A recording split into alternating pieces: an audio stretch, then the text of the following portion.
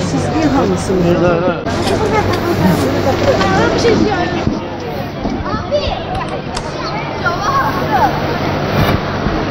Ya Balıklı Göl sağ olsunlar, yani bakımı, çevresi güzel olmuş.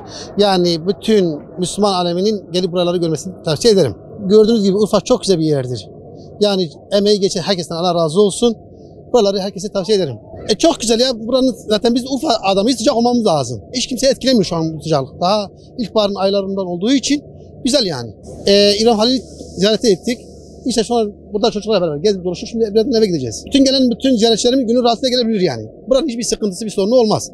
Allah'a şükür yani burası Müslüman bir yer olduğu için, bir de yani biz Urfalılar misafirsever olduğumuz için herkesin başımız gözümüzde yeri var. Bursa'dan geliyoruz. Balıklı görünüşüyle de mükemmel bir yerdir. Harika bir yer yani.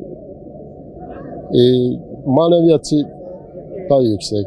Gelip gezilebilecek her yer. Burayı gezdik, işte Eyüpiye gittik.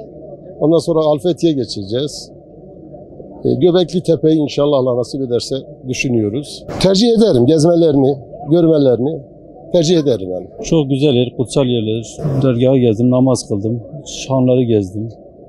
Çarşıyı gezdim. Balıkları ziyaret ettik, yem verdik balıklara. Bursa'dan geldim ben burayı ziyaret etmeye. Şu anda tam bahar havası.